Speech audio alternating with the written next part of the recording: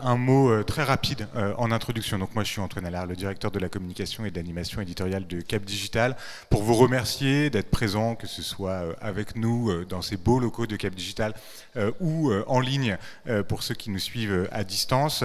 On est ravis de pouvoir organiser ce qui est, je crois, la 5e édition de la Nocturne du Big Data. On avait dû commencer en 2015-2016, si mes souvenirs sont bons, et de pouvoir explorer cette thématique du Digital Markets Act et du DSA, on va en parler aussi un petit peu, une thématique éminemment d'actualité et qui, on s'en est rendu compte, méritait un petit peu de pédagogie, de vulgarisation, notamment auprès des adhérents de Cap Digital. Pour ceux qui ne nous connaissent pas bien, Cap Digital est l'un des plus grands collectifs d'innovateurs du numérique d'Europe. On travaille sur des enjeux de l'innovation pour la technologie numérique au sens propre, mais aussi de ses applications dans le domaine de la santé, de la ville durable, de l'éducation, de la formation, des industries culturelles et créatives, du retail, etc.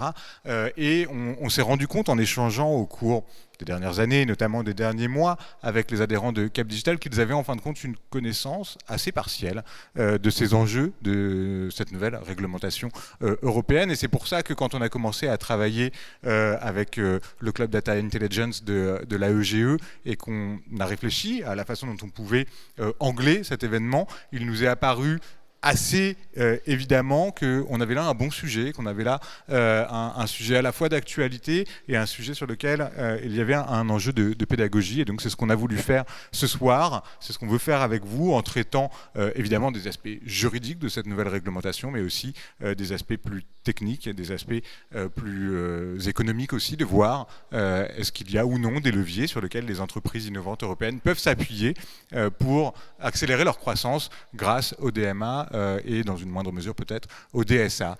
Donc voilà, je voulais remercier en tout cas l'école de guerre économique et notamment le Club Data Intelligence de la EGE avec lequel on a très bien travaillé cette année encore, et je voulais le souligner ici dès l'introduction. On a préparé un programme très dense, très riche pour ce qui va être les 2 heures qu'on va passer ensemble. On va essayer de faire une séquence la plus interactive possible. Donc que vous soyez dans le public, on essaiera de vous donner la parole pour que vous puissiez poser vos questions, et que vous soyez à distance, vous pouvez utiliser l'onglet questions de Livestorm pour nous remonter vos questions. On les surveille en régie et on sera capable de les poser à nos intervenants. Il ne me reste plus qu'à vous dire que la séquence est évidemment enregistrée et que tout ce que vous voyez en visio sera disponible en replay dès demain, notamment sur la chaîne YouTube de Cap Digital. Voilà pour le bref mot d'introduction. Charles, je vous laisse la parole. Parfait, merci beaucoup. Donc, Charles Palavant, je suis directeur adjoint de l'EGE depuis déjà pas mal d'années, et depuis 5 ans, nous avons lié un partenariat avec Cap Digital dans le but, l'EGE est une petite école qui a 25 ans maintenant. Nous sommes spécialisés dans un marché de niche qui est l'intelligence économique, même si sur ce marché-là, aujourd'hui, nous sommes un gros acteur, puisque nous avons quasiment la moitié du marché. Et notre objectif était multiple, c'est d'abord de former les gens au management de l'information, mais aussi à logique de souveraineté, qui est un combat que nous menons depuis pas mal d'années sur tous les terrains, jusqu'aux logiques de guerre économique, guerre de l'information, puisque nous sommes assez actifs aujourd'hui sur typiquement l'OSINT et la logique de suivi de la guerre en Ukraine. Donc nos formations pour les jeunes et pour les pros, nous avons des formations plutôt axées MBA et exécutive MBA et certifiantes, toujours tournées autour du management de l'information, de l'influence et de la logique des gestions des risques. Et le fil rouge de l'école a toujours été de défendre les intérêts français et européens. Et c'est dans ces axes-là que nous avons travaillé avec pas mal d'acteurs. Nous sommes d'abord avec le GF2I, que certains connaissent. C'est le groupement des acteurs de tout ce qui est outils du web, dont d'ailleurs Charles Liu était précédemment le directeur. Cap Digital depuis 5 ans, puisque la nuit du Big Data, la nocturne Big Data aujourd'hui tourne assez bien. Notre objectif à nous, c'est de toujours sensibiliser aussi les acteurs aux logiques de la souveraineté globale, numérique, économique et d'autres. Donc, et pour y arriver, nous avons une originalité. D'abord, c'est de beaucoup produire de connaissances. Nous avons plusieurs sites qui sont aujourd'hui importants. InfoGuerre, qui est un un terrain où nous avons beaucoup de travaux, notamment sur la souveraineté numérique. Donc, si vous êtes intéressé par le sujet, nous avons énormément de travaux sur la thématique, ainsi que des logiques de réseau, parce que nous travaillons par exemple avec nos étudiants, sont un peu partout, nos étudiants et anciens. Je vois Pascal qui est là-bas du GINUM et d'Orange Orange, qui a créé ce groupement-là, mais d'autres aussi. L'important pour nous, c'est d'aider les gens à mieux découvrir ces terrains-là. Et pour y arriver, les anciens vont créer des clubs qui sont des bras armés de l'école pour aller sur différents terrains. Nous avons largement réussi sur la logique aux INTEVEI avec les services de renseignement de l'État, avec des logiques club cyber, parce qu'aujourd'hui nous sommes une journée cyber game au sein de l'OGE, et avec notre club Data Intelligence qui gère évidemment ce partenariat avec Cap Digital. Et donc, je laisse la parole après à Romain qui chapeaute, je passe mon micro, qui chapeaute ce club Data Intelligence. Oui, merci Charles, merci à tous d'être présents. Merci à Cap Digital d'avoir travaillé du coup avec le club Data Intelligence pour cet événement. Du coup, Romain Schlesing, responsable du club Data Intelligence de l'école de guerre économique. Je suis issu d'une formation technique, je suis diplômé de l'EPITA, ingénieur spécialisé en intelligence artificielle. Et dans ce contexte-là, un peu d'ingénierie technique, on avait envie d'aller plus loin et de comprendre un peu plus les enjeux stratégiques qui entourent justement le côté technique, des enjeux parfois trop ciblés. Donc l'école de guerre économique permet à des profils divers et variés, justement d'aborder ce genre de différentes notions digitales, numériques, stratégiques, aussi bien juridiques, économiques et techniques. Donc en fait, aujourd'hui, dans le club Data Intelligence de l'école de guerre économique, donc qui est relié au réseau des anciens de l'école de guerre économique, nous traitons tous les sujets d'intelligence économique divers et variés, aussi bien techniques que sur toutes les formes possibles. On fait des articles qui sont publiés dans le portail de l'intelligence économique, donc le portail de l'IE, qui est aussi une plateforme qui appartient à l'école de guerre économique. Voilà, sur tout sujet, on fait des articles, on fait des interviews, et comme ce soir, avec Cap Digital, des événements de présentation de différents points, comme le DSA-DMA, qui sont des sujets cruciaux, aussi bien pour la souveraineté numérique que pour toutes les entreprises qui coordonnent et qui se positionnent sur la partie data. Donc, nous traitons aussi bien des sujets de données. Par exemple, plus récemment, on a fait un article sur la consommation d'énergie par les data centers en Europe du Nord. Donc, sujets très divers et variés, mais qui incluent toujours une notion d'intelligence économique. Ce que l'on cherche vraiment à faire, c'est mêler des compétences techniques à des compétences plus stratégiques. Donc, on va aussi bien data center jusqu'à du métaverse. Les formats sont très divers et variés. Et donc, ce partenariat de Cap Digital est une première étape. Le club Data Intelligence continue d'évoluer. Les productions de connaissances que nous faisons et la diffusion de paradigmes de pensée, justement de réflexion que l'on donne, nous cherchons à toujours les pousser plus loin dans cette démarche-là. Et donc ce soir, c'est un événement crucial pour la mise en forme et la montée en puissance du club Data Intelligence de l'école de guerre économique, puisque le DSA-DMA est une parfaite représentation de tous ces sujets à la fois techniques mais aussi stratégiques que nous cherchons à évoquer. Merci à tous d'être présents. Merci beaucoup Romain, j'en profite juste pour repréciser un petit peu ce qu'est la communauté techno, data, IA chez Cap Digital, qu'on a beaucoup mobilisé pour la préparation de cet événement. Je ne vais pas rentrer énormément dans le détail, mais je voudrais que vous ayez en tête qu'aujourd'hui, sur les 1000 adhérents de Cap Digital, on en a 150 qui sont plus spécifiquement sur les enjeux de la data, de l'IA et des deep tech, principalement des PME et des startups innovantes, et qu'elles se positionnent sur toute la chaîne de valeur de la donnée, que l'on parte vraiment des enjeux plus infrastructure, cloud, 5G, mais aussi IoT, jusqu'à des enjeux plus transversaux d'éthique de la donnée, de transparence des algorithmes, de portabilité des données, d'interopérabilité des plateformes, d'anonymisation, de pseudonymisation des données, qui sont, on va, je crois, en parler ce soir, des thématiques centrales, notamment dans le DMA. Voilà, et qu'à côté de ça, on travaille sur deux grands enjeux qui sont plus transverses à tous les adhérents de Cap Digital, mais avec un prisme tech assez fort et que l'on a appelé des délégations spéciales, qui sont en fin de compte des groupes de travail entre adhérents. L'un qui est spécifiquement dédié au développement des nouveaux usages de la 5G et qui est coordonné par Catherine Dehaene, qui est administratrice de Cap Digital et qui travaille au sein du groupe Orange, et une deuxième thématique qui est celle de l'innovation numérique responsable. Et donc là, on adresse vraiment tous les enjeux sociétaux et environnementaux de l'innovation numérique et qui est dirigée par Christine Balaguier, professeure à l'Institut Mines Télécom et co-titulaire de la chaire Good in Tech.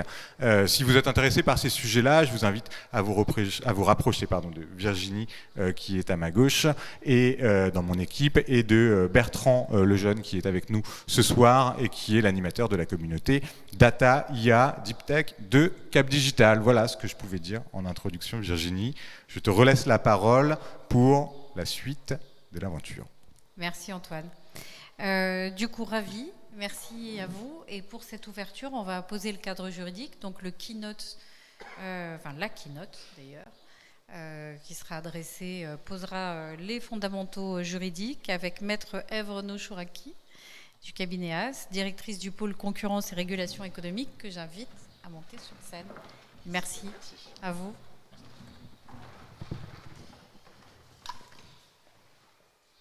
Bonjour à tous, les présents et ceux qui sont en distanciel. Effectivement, donc avocate depuis maintenant 13 ans et avocate au sein du cabinet AS qui est spécialisé en nouvelles technologies, c'est son ADN. J'ai la lourde charge ce soir de vous donner les grands principes juridiques applicables au DMA et au DSA qui représentent finalement 6 lettres qui seront autant de munitions qui seront dans le chargeur effectivement de l'arme européenne contre ce que Thierry Breton a qualifié effectivement de Far West numérique et ce qui a été d'ailleurs repris dans l'intitulé de ce colloque de ce soir et de cette nocturne. La référence au Far West est quand même assez intéressante, d'ailleurs la musique d'ouverture nous l'a rappelé. Dans la mesure où elle a quand même une consonance et une résonance particulière par rapport au Far West américain et que beaucoup de choses du DMA et du DSA sont aussi en lien avec des pratiques qui ont été accélérées ou en tout cas mises en œuvre, révélées par ces super plateformes que sont les GAFAM. Donc le choix du mot n'est pas non plus déraisonné et au contraire résonne particulièrement dans ce qui nous occupe ce soir.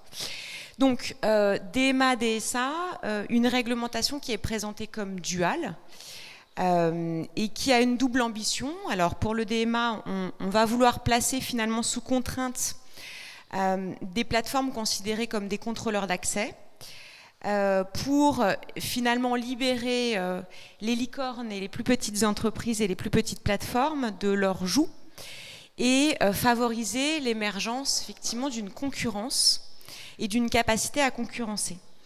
Pour le DMA, c'est réinstaurer une confiance dans les réseaux sociaux ou en tout cas dans ce qui est accessible par Internet et trouver un équilibre assez délicat entre la responsabilité aménagée effectivement des hébergeurs en raison de ce statut particulier qui existe depuis la directive qui date maintenant depuis 2000, la directive e-commerce, et une volonté de vigilance et de transparence pour amener cette confiance en fait sur le net. L'ambition cachée de ces règlements, bien évidemment, tout le monde en a parlé, c'est aussi une arme de guerre pour réintroduire une souveraineté économique et politique face à ces super plateformes qui sont devenues des États face à des États, puisqu'elles ont leurs propres tribunaux, leur propre volonté de résister au paiement de certaines taxes.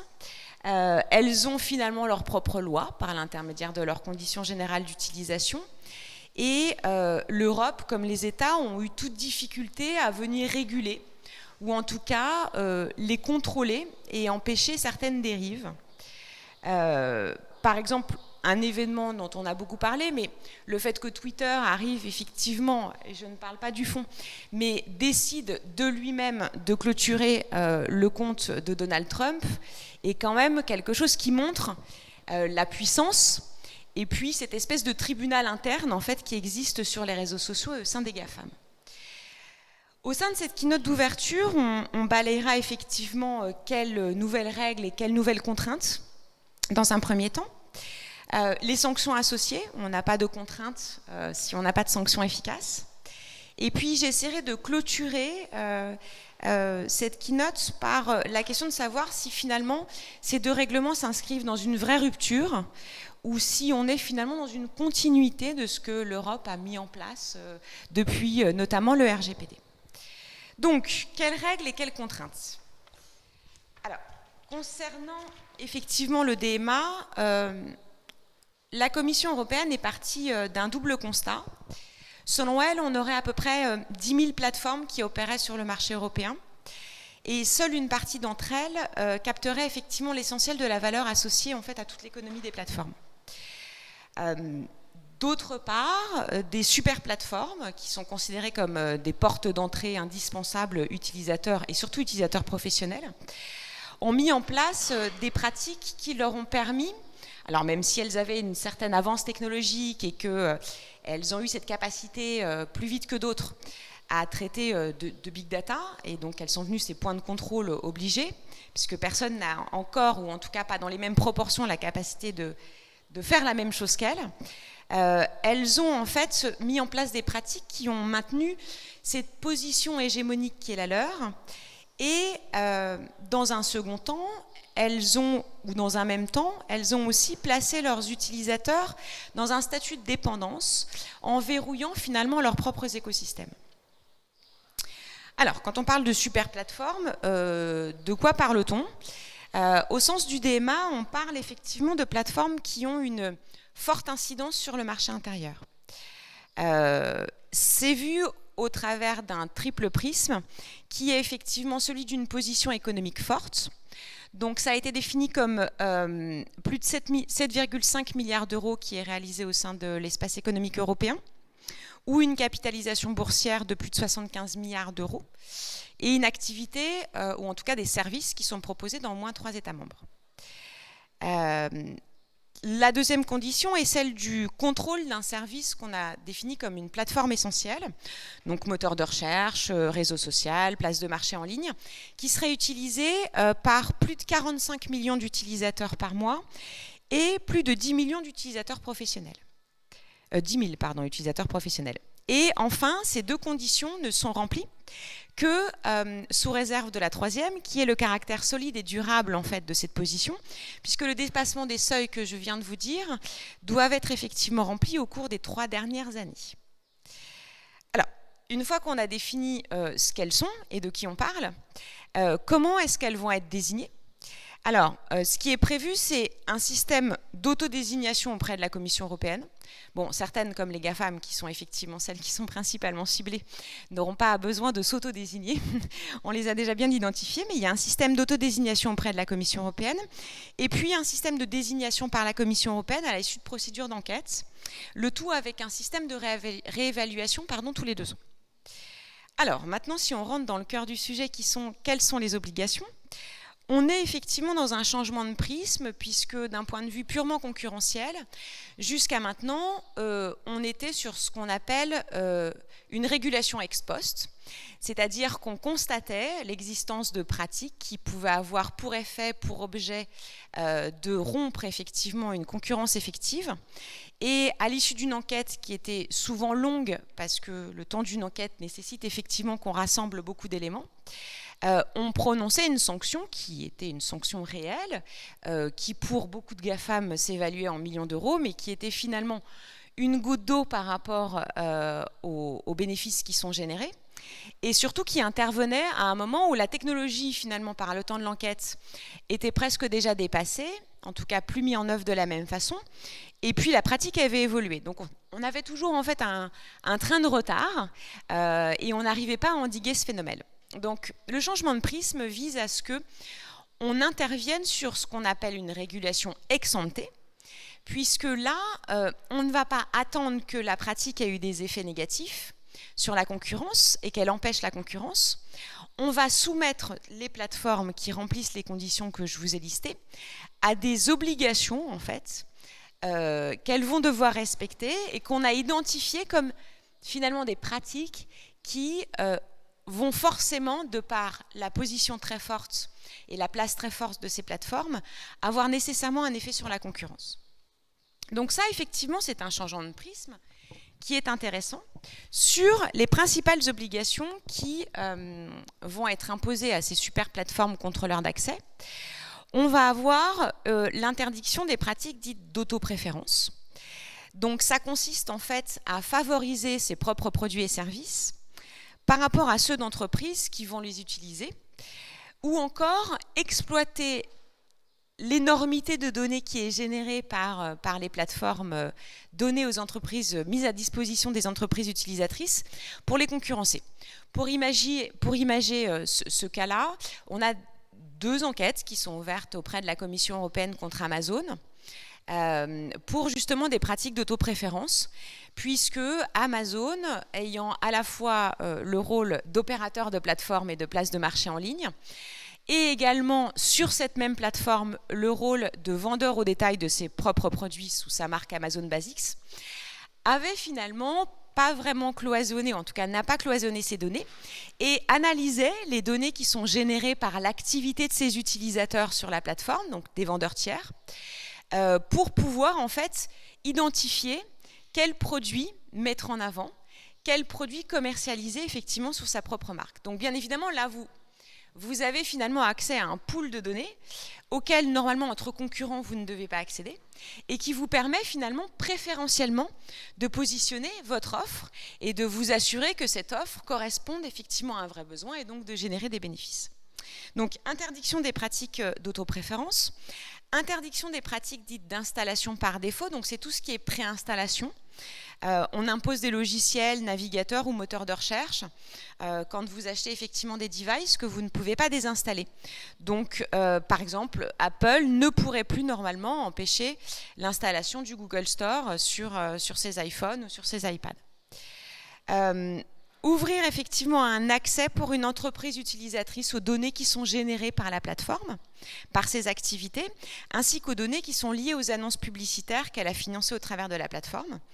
Donc ça, c'est aboutir finalement à une réciprocité et enlever cette asymétrie finalement dans l'accès aux données pour que tout le monde soit sur une même ligne de départ et ait les mêmes chances de concourir. Une autre interdiction est celle aussi de ne pas faire de la publicité ciblée, c'est-à-dire d'associer les données personnelles d'un utilisateur, alors sans son accord express, puisque je pense que vous savez tous que sur votre fil d'actualité, vous avez généralement des choses qui vous conviennent et vous vous demandez comment est-ce que c'est possible, est-ce qu'on vous écoute, parce que ça correspond exactement à ce que vous avez envisagé, recherché, donc ça c'est le profilage. Donc soit vous êtes satisfait de ce service, puisque vous pouvez être satisfait de ce service en vous disant on me propose des choses qui m'intéressent, soit vous ne l'êtes pas et vous pouvez effectivement refuser d'être profilé, vous pourrez être refusé d'être profilé sans votre accord pour qu'on vous propose sur votre fil les choses qui vous arrangent. Autre obligation, c'est la fameuse question de l'interopérabilité des services de communication en ligne. Donc c'est vous permettre effectivement d'envoyer par WhatsApp un message sur Messenger ou vous permettre, quand vous passez d'un réseau social à un autre, d'avoir effectivement cette interopérabilité et puis cette portabilité des données pour que quand vous décidez de sortir d'un réseau social, vous ne perdez pas finalement toute votre histoire sur ce réseau social. Et puis dernier élément, c'est une information sur les opérations de fusion-acquisition réalisées par les contrôleurs d'accès, puisque alors ça fait effectivement, maintenant c'est assez ancien, mais Facebook a acquis Instagram à un moment où elle était jeune pousse, et ça lui a permis effectivement d'évoluer, puisque Facebook est un réseau social qui est en train de décroître, en tout cas chez les jeunes, et qui a été privilégié un temps pour Instagram, et en tout cas ça lui a permis effectivement de verrouiller cet écosystème et d'avoir cette avance sur en fait une opération de concentration qui est passée sous les lignes du radar, puisque à l'époque Instagram était très petite et que peut-être qu'on n'avait pas encore cette visibilité qu'avait Facebook. Donc cette information permettra de porter à la connaissance, permettra aussi de s'interroger et puis d'essayer de comprendre aussi quel est le but derrière pour éviter ce verrouillage. Ça c'était effectivement pour le DMA qui a une visibilité vraiment vue marché. Sur le DSA qui a une vue contenue cette fois-ci. On part du principe qui a été largement donné par Thierry Breton dans la communication autour des 2 règlements, de ce qui doit être illégal effectivement hors ligne, doit être illégal en ligne. Pour le moment, on a une dichotomie en fait finalement entre le physique et le digital, et on a beaucoup plus de difficultés à interdire, et ça on le voit dans notre pratique quotidienne, certaines pratiques illégales qui le seraient en tout cas hors ligne, et qu'on a du mal à interdire en ligne. Donc qui est concerné? Alors la différence du DMA qui vraiment très ciblé sur ces contrôleurs d'accès et ces super plateformes. Ici, on va cibler effectivement toutes les plateformes, mais avec des obligations à géométrie variable.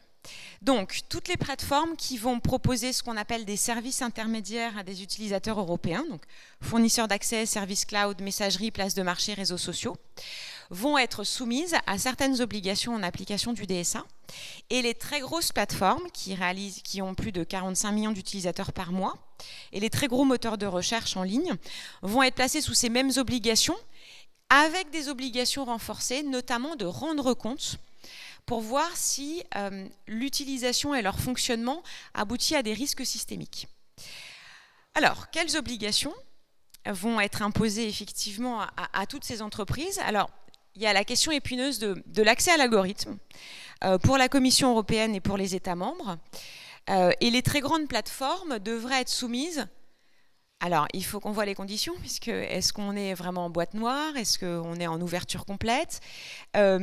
Sur une obligation, finalement, d'ouvrir leur algorithme pour qu'on comprenne comment ça fonctionne. Alors, je ne suis pas spécialisée en technologie, mais ça va poser effectivement des problématiques réelles. Thierry Breton a indiqué qu'il était en train de faire des recrutements massifs d'ingénieurs spécialisés pour pouvoir comprendre ces algorithmes, qui sont quand même des algorithmes très complexes. Selon ce qui a été dévoilé par la lanceuse d'alerte Frances Haugen sur les fameux... sur le fonctionnement de Facebook, selon elle, Facebook n'aurait plus la maîtrise non plus de son algorithme, qui seraient des couches finalement, qui seraient faites par des développeurs, chacun de leur côté, et que personne n'arriverait trop à comprendre comment est-ce que tout fonctionne et tout se met en place. Donc, il y a effectivement le principe de cet accès à l'algorithme, qui restera complexe, qui nécessitera effectivement un certain temps pour le comprendre, et qui nécessitera un suivi, puisque l'algorithme évolue. Et c'est un algorithme qui est aussi avec beaucoup d'IA, avec de l'auto-apprenant, donc il faudra quand même effectivement rentrer dans les lignes de code, dans les biais qui sont donnés, pour qu'on puisse comprendre comment tout ça va interagir. L'autre volet sera aussi, en tout cas en obligation, le retrait rapide de ce qu'on considère comme des contenus illicites, via un système de notification qui doit être plus efficace. Alors, en France, on a quand même normalement déjà, par la loi Avia, un système de notification qui est censé être efficace. Maintenant, je ne sais pas si vous avez essayé de notifier du contenu illicite sur les plateformes. Généralement, c'est pas très accessible, en tout cas sur les GAFAM, et souvent, en tout cas nous avocats, on a le lien en favori parce que ça met du temps de le retrouver. Donc l'idée, c'est qu'effectivement ce système de notification soit efficace et soit facilement accessible. Et c'est aussi dans le traitement finalement de ces notifications qui doit être réalisé dans la modération de manière non arbitraire et non discriminatoire, avec des garanties par rapport aux auteurs des contenus, pour s'assurer qu'ils aient une possibilité de comprendre pourquoi leur contenu est modéré et de contester la décision de modération. Donc là, on est vraiment dans le cœur du sujet du DMA, et il y a quand même un tour de force qui a été réalisé par l'Europe, parce qu'on a quand même 27 États membres avec des assertions différentes sur la liberté d'expression, des ressentis qui sont effectivement différents, et il a fallu trouver un consensus pour que tout le monde s'accorde sur ce difficile équilibre entre préserver la liberté d'expression que l'Europe garantit et que chacun des États membres garantit, et aussi préserver les droits, et puis le fait qu'un consommateur, enfin un utilisateur, ait aussi le droit d'être victime finalement de cet effet d'entraînement sur les réseaux sociaux, et de pouvoir en tout cas endiguer ce phénomène quand il en est victime. Une autre obligation est la mise en place de ce qu'on appelle les signaleurs de confiance, qui sont effectivement des tiers autonomes par rapport aux plateformes, qui vont finalement avoir une coopération un peu plus proche avec les plateformes, et à qui pourrait éventuellement leur être remonté des contenus illicites. Et l'idée, c'est de mettre en place une coopération et d'apprendre à se connaître pour qu'on ait une notification et en tout cas des retraits de contenu qui soient plus rapides. Quelque chose d'assez intéressant aussi, qui est très spécifique aux places de marché. On veut faire des places de marché plus responsables, et donc les places de marché vont avoir une obligation de s'assurer que les produits et services qui sont proposés par les vendeurs tiers sur leur place de marché soient des vendeurs dits sérieux, c'est-à-dire qu'ils vont avoir une obligation de vérifier finalement certaines informations, en tout cas de les collecter, certaines informations sur les vendeurs pour s'assurer que quand ces vendeurs mettent en ligne ces produits sont des produits sérieux et non pas des produits contrefaisants et qui portent atteinte aux droits des tiers. Un volet effectivement sur la lutte contre ce qu'on appelle le revenge porn, c'est-à-dire une obligation de procéder à des retraits immédiats dans le partage de contenus qui sont intimes et non consentis. Donc ça, on en a effectivement beaucoup entendu parler et ça a été beaucoup dit, notamment sur du cyberharcèlement en lien avec des pratiques qu'on a pu voir et qui ont amené à des choses assez horribles par les adolescents qui sont très consommateurs de ces plateformes et qui ont pu voir des photos dénudées circuler dans les cours d'école.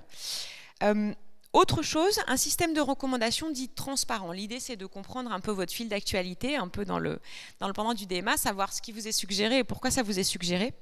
Donc, les utilisateurs vont devoir avoir la possibilité d'avoir au moins une option qui sera fondée en fait sur un refus de profilage. C'est-à-dire que s'ils ne veulent pas être profilés, ils doivent avoir cette option qui leur est ouverte et ils vont avoir accès à davantage d'informations sur le système de recommandation de chaque plateforme. C'est-à-dire comprendre pourquoi dans l'algorithme on vous propose effectivement telle recommandation, pourquoi dans votre fil d'actualité vous avez ça qui apparaît en premier et pourquoi ce que votre ami proche voit et que vous ne voyez pas.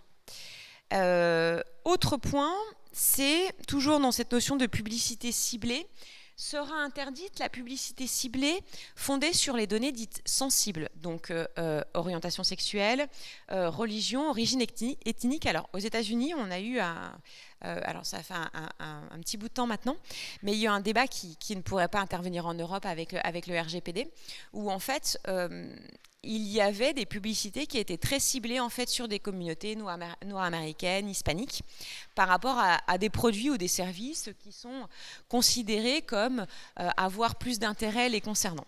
Donc ça ne sera pas possible et la publicité ciblée sera aussi interdite pour les mineurs et ça, quelles que soient les données personnelles hors données sensibles.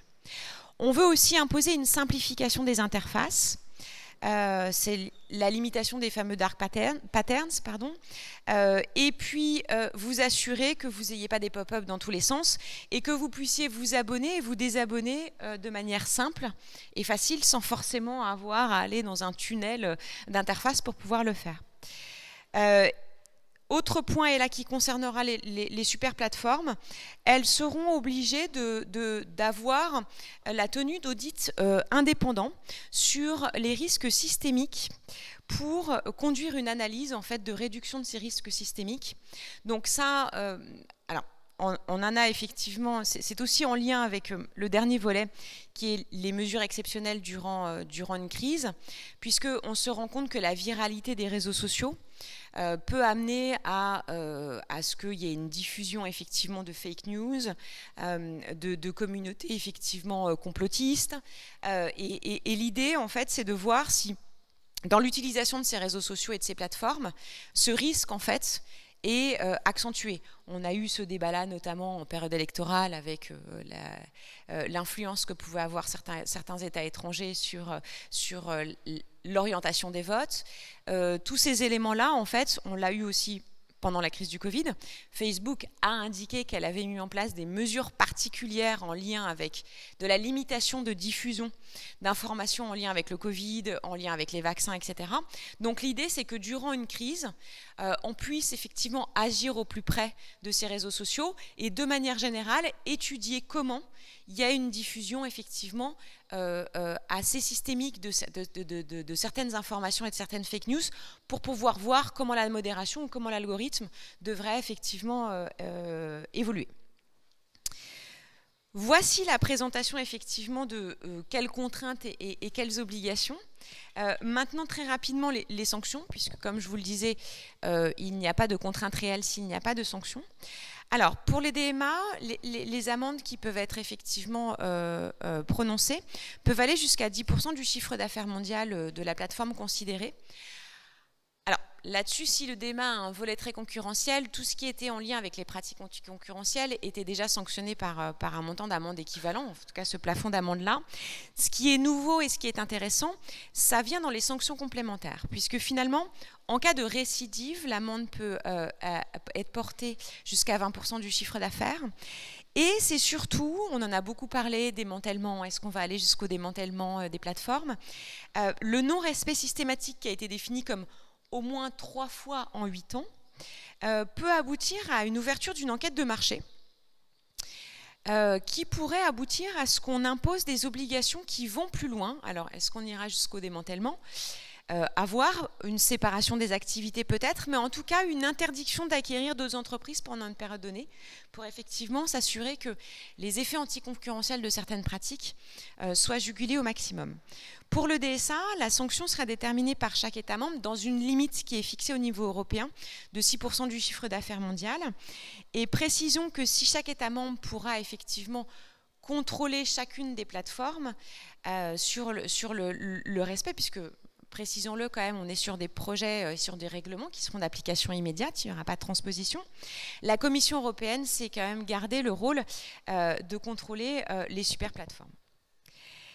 Dernier point de ma présentation, j'espère que je n'ai pas trop débordé. Rupture ou continuité par rapport à l'existant. Alors, le débat est ouvert. Selon moi, on n'est pas véritablement dans une rupture. On s'inscrit quand même dans une continuité de la volonté de l'Europe de venir réguler ce fameux marché numérique européen.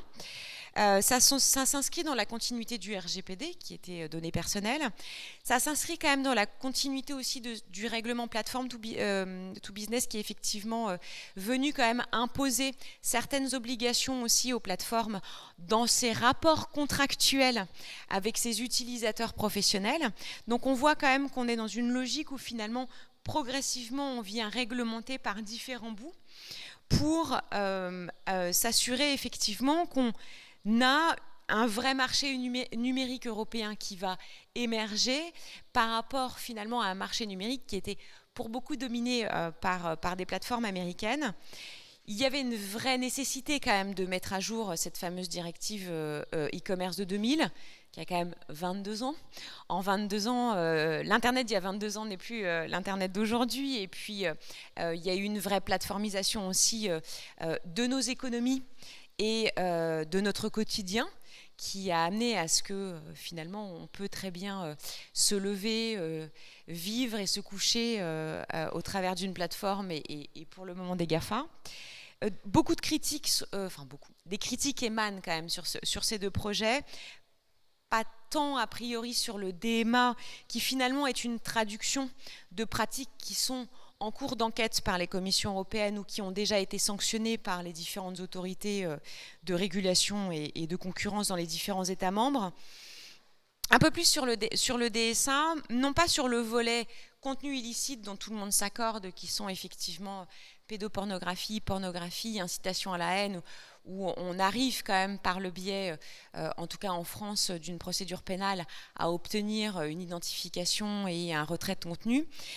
Un peu plus sur les contenus illicites, alors que je vais qualifier de mou, mais ça ne veut pas être péjoratif, que sont effectivement les problématiques de contrefaçon, de produits contrefaisants en ligne, où finalement une plateforme, à part si elle est sous injonction d'un tribunal, en tout cas n'a pas vu sa responsabilité d'hébergeur sur laquelle on n'est pas revenu, hein, on est resté sur la même logique. Vous n'êtes pas responsable sauf si vous n'agissez pas rapidement à notification d'un contenu illicite.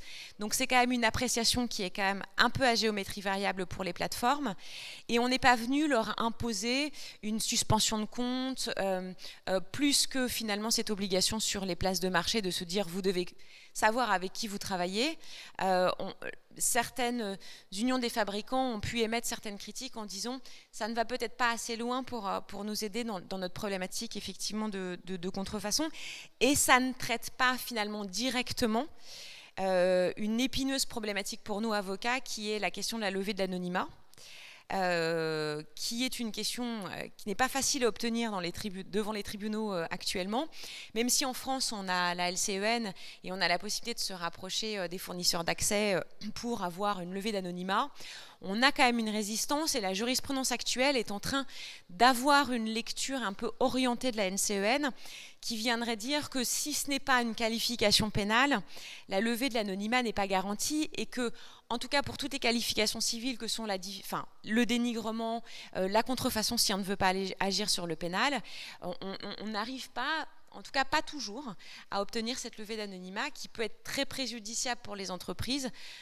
Vous pouvez être diffamé, c'est du pénal, mais vous pouvez dénigrer et dans les proportions Internet, ça a effectivement des conséquences qui sont certaines en termes d'image et sur lesquelles effectivement ces deux règlements n'agissent pas. Je vous remercie pour votre attention. Si vous avez des questions, n'hésitez pas. J'espère avoir été claire. Merci beaucoup. Un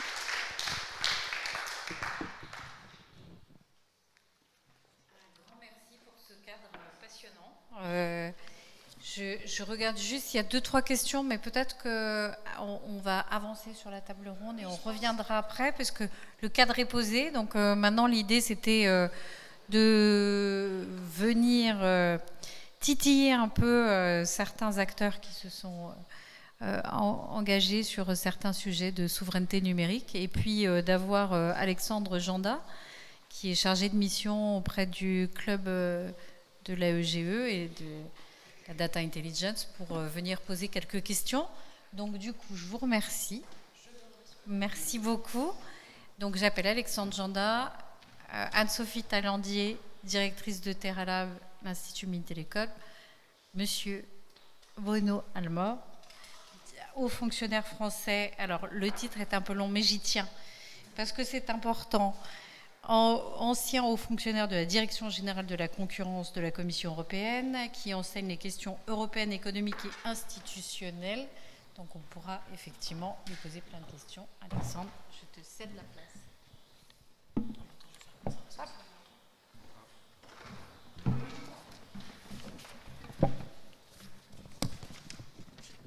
Voilà, donc on a également Maître Mathias, avocate associée, qui doit nous rejoindre incessamment sous peu.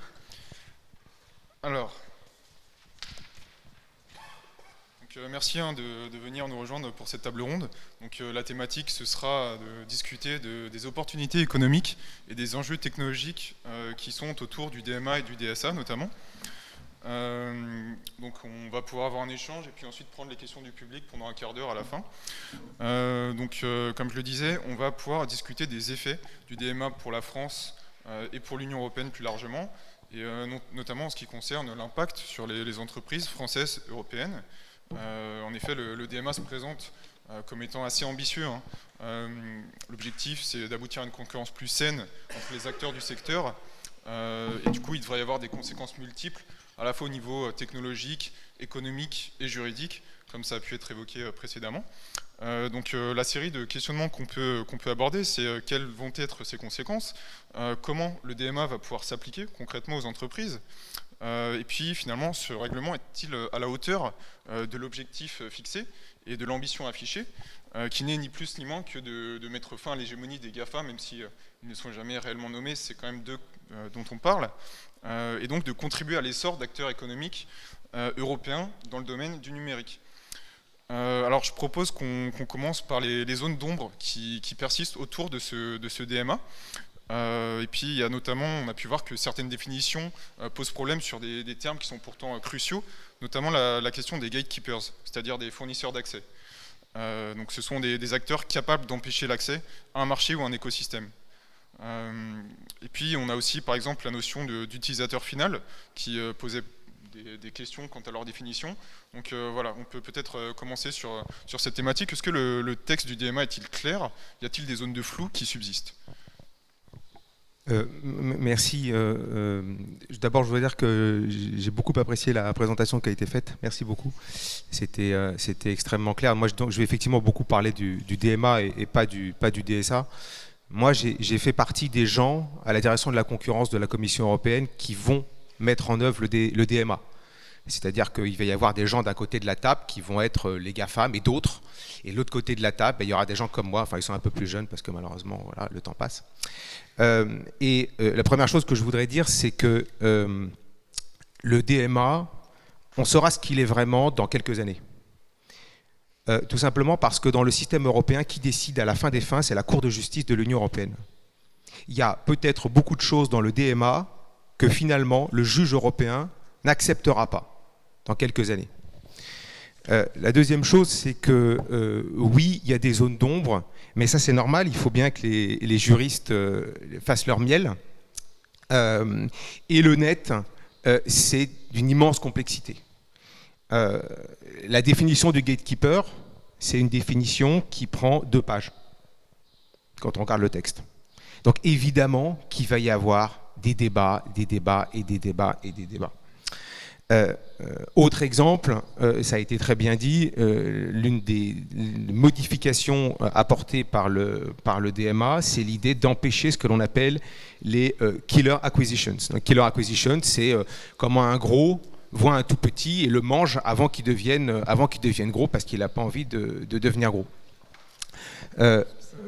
Ça va poser des questions juridiques, et puis ça va poser des questions économiques et politiques, parce que quand un certain nombre de startups dans l'Union européenne vont s'apercevoir qu'elles ne peuvent pas être achetées par des Américains, il va évidemment y avoir, et c'est déjà le cas, un certain nombre de gens qui vont se plaindre et dire mais c'est quoi l'incitation pour nous à développer nos business dans l'Union européenne si on ne peut pas ensuite, l'expression n'est pas péjorative, monétiser ça en allant vendre, nous vendre à tel grand acteur. Alors s'il y avait des acteurs européens, évidemment ça serait différent, mais des acteurs américains, ça sera pas la même chose. Donc oui, il y a beaucoup de zones d'ombre. Il y a une dernière zone d'ombre absolument essentielle selon moi, mais on pourra y revenir ensuite. C'est est-ce que les institutions européennes, c'est-à-dire la Commission européenne et en l'occurrence la Direction générale de la concurrence, a et aura les ressources humaines nécessaires pour mettre en œuvre cet immense chantier. Le texte dit 80 personnes. La Direction générale de la concurrence, ils sont 800 à peu près. Aujourd'hui, on est plutôt parti sur 10, 15, 20, 25. Donc, on va voir là aussi à quel point la réalité va suivre ou pas l'ambition. Puis peut-être juste une dernière chose, mais pour être un petit peu irritant, soyons clairs aussi sur une idée très simple. Le DMA, c'est d'abord et avant tout le signe d'un échec. C'est l'échec du droit de la concurrence de l'article 102 du traité sur l'abus de position dominante qui existe depuis 1957, dont on nous a expliqué monts et merveilles, qui a permis de faire le cas Microsoft en 2004, qui a permis de faire le cas Microsoft Internet Explorer quelques années après. J'étais d'ailleurs dans l'équipe qui l'a fait. Droit dont on nous a dit il est formidable, et dont un jour finalement on nous a dit en fait le net américain est plus puissant, il faut autre chose. Donc c'est quand même aussi, il faut aussi avoir ça en tête, c'est un échec de droit et puis c'est un échec économique collectif. Parce qu'on ne parlerait pas du DMA si dans l'acronyme GAFAM, il y avait 2 entreprises européennes. Il y a 5 Américains. Et la vraie question derrière, selon moi, et pardon d'avoir été un peu long, c'est est-ce que le droit européen est suffisant comme outil pour permettre ce que nous souhaitons, je crois tous, c'est avoir nos très grandes entreprises européennes du numérique, ou est-ce qu'on fait peser, ou on accorde au droit européen plus de capacité qu'il n'en a? J'ai plus que des doutes. Alors cette question d'avoir des très grandes entreprises européennes dans le numérique, ça passe également par la question technologique. Il y a cette question notamment des infrastructures qui revient en permanence. En quoi ce DMA va-t-il pouvoir rebattre les cartes? Va-t-il changer la donne au niveau des infrastructures? On a aussi ces termes qu'on a pu voir d'interopérabilité, de portabilité des plateformes. Qu'est-ce qu'on peut dire à ces sujets? Alors, du coup, oui, le DMA, le DSA, enfin, tous les réglementations qui sont en train d'être mises en place au niveau européen, donc oui, c'est l'aveu d'échec de ne pas avoir un champion européen. C'est un constat qu'il y a 5 géants américains, qu'il y a des géants chinois, il ne faut pas les oublier non plus, et que finalement l'Europe a toujours été particulière dans le sens où elle était assez ouverte, et où en fait sa particularité c'est d'avoir 27 États membres, Et finalement, c'est une richesse aussi. Et ces questions d'interopérabilité, de portabilité, donc on n'a pas forcément des majeurs et des grands, par contre on a plein de petits. Finalement, tout ce que j'entends depuis tout à l'heure, c'est on essaye de prévenir des risques d'enfermement, qui sont les risques qu'on a en ce moment, donc, soit au niveau personnel par rapport à des recommandations, mais aussi on peut voir pour des entreprises par rapport à des choix technologiques qu'ils vont pouvoir faire et duquel ils vont peut-être avoir du mal à sortir. C'est-à-dire que la valeur maintenant, je ne sais pas, je prendrai des analogies assez bateaux, mais finalement quand on voit le smartphone, ou alors si je vois la voiture maintenant, finalement ça va devenir un device. Et puis finalement les données de la voiture, eh ben, c'est celui qui les a qui va avoir la vraie valeur de ce que c'est qu'une voiture. C'est-à-dire que avoir une voiture, ça va pu être ça ne va pas être juste un utilitaire qui va nous permettre d'aller à un point A, un point B. Ça va être aussi un ensemble de services. Donc là, la question c'est comment je peux éviter d'être enfermé, comment est-ce qu'à un moment je peux bouger d'une solution à une autre. Et finalement, ces réglementations européennes qui arrivent sont quand même assez innovantes, de la même façon que le RGPD était aussi assez innovant, parce qu'on voit que les pays qui n'ont pas ce genre de réglementation, mais qui ont des géants du numérique, sont aussi quelquefois dans des situations un peu périlleuses, et cherchent aussi eux-mêmes à amener des réglementations autour de ces géants du numérique qui les dépassent. On voit aussi les événements politiques qui ont eu lieu il y a un peu plus d'un an et qui sont quand même assez hallucinants là-dessus. Donc oui, interopérabilité, portabilité, faire en sorte qu'il y ait des règles du jeu qui soient claires. En fait, je pense que c'est vraiment ça qui est important. C'est pour ça que le mot Far West est vraiment bien. C'est-à-dire que là, actuellement, il n'y avait rien. Enfin, pour ces grandes plateformes. Et en tout cas, c'était un champ libre pour faire ce qu'ils souhaitaient. Et moi je dirais pas qu'on cherche à les éliminer parce que ça n'a pas de sens. Mais par contre on cherche à ce qu'il y ait des règles du jeu qui soient claires et qu'on puisse éviter cet enfermement qui est souvent dû parce qu'il n'y a pas de réglementation, parce qu'il y a un super usage, parce qu'il faut quand même dire que c'est des services qui sont bien. Mais que cet usage cache derrière des possibilités d'enfermement. C'est ça qui est plus embêtant. Donc effectivement, par exemple, moi j'ai participé à la création de Gaia X, et donc dans Gaia X, donc c'est une association industrielle qui cherche plutôt à sortir des standards technologiques qui pourront permettre cette interopérabilité, cette portabilité, parce que ces mots, ils sont assez simples. Déjà, il faut tous être d'accord sur qu'est-ce qu'il y a derrière interopérabilité et portabilité, parce que c'est assez large. Et puis après, comment on le fait, quels sont les standards qu'on va utiliser pour le faire. Alors, sur le plan technologique, juridique, qui est également au centre de ce nouveau règlement, on a cette question de finalement comment le DMA va pouvoir s'appliquer concrètement aux entreprises, et en ayant en tête notamment le précédent du RGPD, sur lequel nous avons désormais un certain recul. Est-ce que finalement ce DMA sera une opportunité ou alors plutôt un frein pour les plus petites sociétés qui n'ont pas forcément les mêmes moyens que les GAFA justement pour pouvoir embaucher des experts qui vont faciliter la mise en œuvre de ce règlement au sein de leur organisation. Donc finalement, qu'est-ce qu'on peut en dire de ce thème ? Merci pour la question très ouverte et très large avec de la prospective. Voilà, et bonsoir à tous et à tous, toutes et à tous. Alors, ce texte, déjà, il n'est pas adopté ni publié au journal officiel de l'Union européenne. Donc déjà, on parle d'un projet, même s'il y a des tests de consensus, même si là-dessus, qu'on n'a pas une version qui va s'appliquer. Après, il va y avoir toujours... on va le lire au travers d'autres prismes. On va le lire aussi au travers du Digital Services Act, on va le lire au travers aussi d'un texte qu'on n'a peut-être pas encore parlé, qui s'appelle le Data Governance Act. Donc ça fait partie d'une flopée de textes, et je dis bien flopée parce que voilà, ça fait certainement que commencer, qui s'inscrivent aussi dans une stratégie numérique de l'Union européenne. Donc ce texte s'inscrit effectivement dans ce cadre. Ce texte est un texte juridique, donc abstrait. Je reviens aussi, qu'est-ce qu'un texte juridique ? C'est un texte abstrait qui est souvent fait de consensus, notamment au sein du droit de l'Union européenne, qui est une manière de procéder, de légiférer très on va dire spécifique, ça a été dit, avec des textes de compromis, des textes effectivement d'arbitrage, que ce soit par le Conseil, la Commission, le Parlement. Donc une procédure, on va dire, législative qui n'est pas, le premier mot qui me vient à l'esprit, qui n'est pas fluide. Voilà, et qui va donner lieu effectivement à des zones d'interprétation, à des zones aussi où ça va être des postures qui seront prises de part et d'autre. Donc déjà, le texte final, on ne l'a pas, il peut y avoir des arbitrages effectivement au dernier moment. Il y a aussi ce texte, et je l'ai dit, est un texte juridique qui porte une pensée, une philosophie de stratégie numérique, c'est-à-dire qu'elle met en musique, puisque le droit évolue concernant l'état des choses, l'état des civilisations. Dans les années, effectivement, la construction européenne, un des piliers a été le droit de la concurrence, vous en faisiez écho. Alors je ne sais pas si ça a été un échec ou pas, mais ça a été dans les années 50. Après, maintenant, on est dans un nouveau paradigme de société, vous l'avez rappelé aussi avec les notions de vie privée, de choix et de données, d'usage, de services. Maintenant, on est en attente de services. Effectivement, c'est aussi le droit évolue, encadre, protège, que ce soit un ordre public de direction ou de protection. Donc, ce texte, pour moi, et ces textes, puisque ça s'inscrit dans une stratégie de texte, vont être des textes piliers fondateurs, comme l'a été, ou comme l'est toujours, le règlement général sur la protection des données à caractère personnel. Déjà parce que c'est des règlements.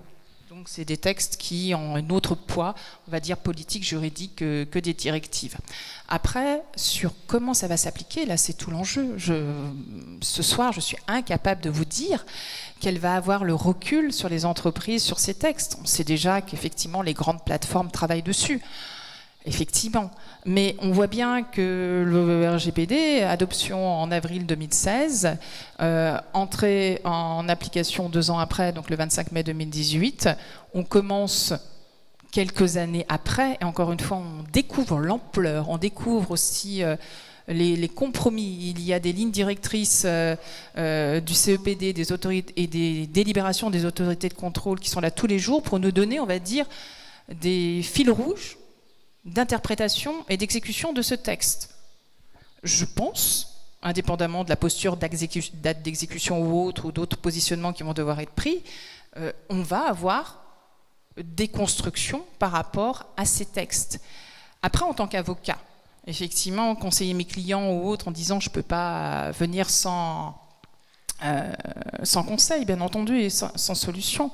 Il va falloir aussi, je pense, raisonner par rapport aussi, alors c'est toujours ce qui fait peur, hein, les sanctions, effectivement, qu'est-ce qui va être sanctionné, comment, quels sont les équilibres qui vont pouvoir être trouvés. Donc ça va être effectivement des analyses par rapport au secteur d'industrie industriel, par rapport effectivement aux enjeux, parce qu'il y a des enjeux sur les usagers, il y a aussi des frontières, des barrières, on parlait aussi des objets connectés, c'est un enjeu, on va dire, très prégnant qui est traité. Et moi, j'ai plein de questions. Hein. Quels vont être l'usage de la donnée? Une donnée n'est pas que personnelle, hein. C'est un actif, c'est un savoir-faire, il y a des enjeux aussi propriété intellectuelle qui sont dressés. Donc, c'est avoir cette image au moment d'un texte adopté, effectivement, au moment aussi des postures qui vont être prises au fil de l'eau. Mais pour moi, c'est un texte majeur. Alors ces deux textes, le DMA et le DSA, on peut également se demander si finalement ce qui relève de l'effet d'annonce ou est-ce que ces textes se donnent vraiment les moyens de leurs ambitions. Donc ils sont quand même assez nettement orientés contre les GAFA, en tout cas dans ce qui est annoncé. Est-ce que ça ne pourrait pas finalement finir en coup d'épée dans l'eau? Est-ce que ces textes vont vraiment permettre de contrer l'hégémonie des GAFA, voire même des acteurs géants du numérique, hein, on pourrait l'étendre aussi aux acteurs chinois, les BATX, etc. Donc est-ce qu'avec ce texte, l'Union européenne se donne vraiment les moyens de ses ambitions, ou est-ce que c'est un effet d'annonce finalement à destination des consommateurs européens, à qui l'on vend depuis des décennies maintenant l'idée d'une Europe puissante, d'une Europe protectrice?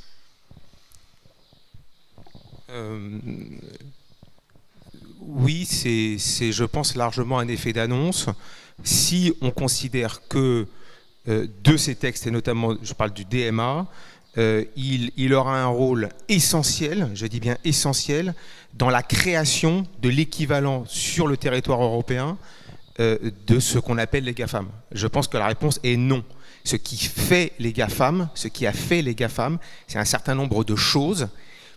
L'esprit d'entreprise, par exemple, l'accès au financement, par exemple, toutes choses qui font que la révolution numérique est née de l'autre côté de l'Atlantique. Juste un chiffre, le plan Next Generation de l'Union européenne 2021-2027, qui est un pas important de fédéralisation de la dette européenne, et quelque chose de très très important, c'est 750 milliards. Dedans, il y a à peu près un tiers pour le numérique. Un tiers de 750, chez moi, ça fait à peu près 250. Les 5 GAFAM dont nous parlons en 2021 ont réalisé, et ils ne sont pas toute la tech américaine, naturellement, ont fait à eux seuls 280 milliards d'investissements. Donc c'est comme Godzilla ou China, size does matter. La taille, ça veut dire quelque chose. Derrière tout ça, il y a quelque chose, je pense quelque chose de profondément faux, c'est l'Union européenne qui naît, c'est déjà bien, une usine à production de normes juridiques qui croit que par la norme juridique, on change le monde. C'est pas vrai. La norme juridique est importante, et ça, je suis d'accord avec ce qui a été dit, c'est vraiment des vrais changements dans le droit de la concurrence, c'est très substantiel, c'est révolutionnaire, ça je ne le nie absolument pas, mais ce n'est pas ça à soi seul, ça ne peut pas être ça à soi seul, qui permette à l'Europe de rattraper son retard, dont d'ailleurs elle est consciente depuis un certain temps. L'un des 10 objectifs de la commission Juncker en 2014, c'était ça, en 2014. Madame Kroes, commissaire à la concurrence, a lancé la croisade anti-GAFAM, je l'ai dit, en 2004. Ça va bientôt faire 20 ans. Donc, qu'il y ait une préoccupation des Européens au niveau des institutions européennes et des chefs d'État et de gouvernement, des populations, à se dire « nous avons raté quelque chose, il faut nous donner les moyens », je pense que personne, à moins de très mauvaise foi, ne le nierait. C'est très bien, c'est très nécessaire. Dire, en revanche, l'exportation du concept de souveraineté très franco-français à l'Union européenne dans le domaine du numérique s'est faite sans mal, ce n'est pas vrai. Et 2, fera des miracles, là encore une fois, j'ai des doutes.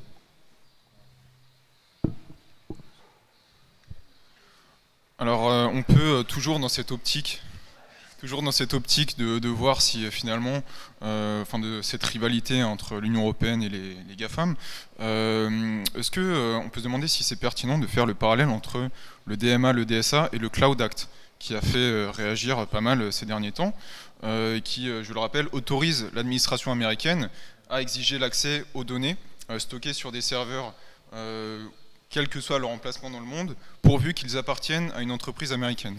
Donc dans quelle mesure finalement le DMA, le DSA sont des réactions à ce Cloud Act?